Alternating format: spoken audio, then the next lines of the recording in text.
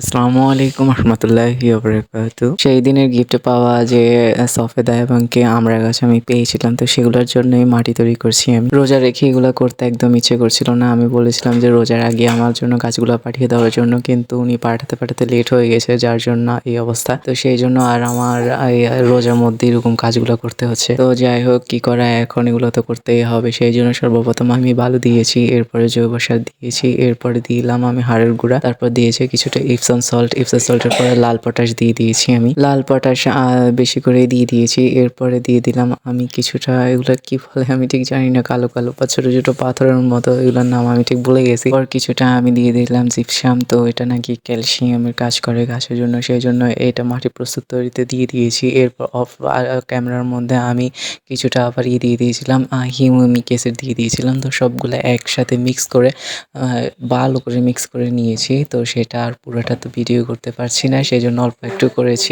রোজা রেখে মানে মাটিকে এই পিঠ ও পিঠ করতে এত পরিমাণে কষ্ট হয়েছে, কি বলার বাইরে।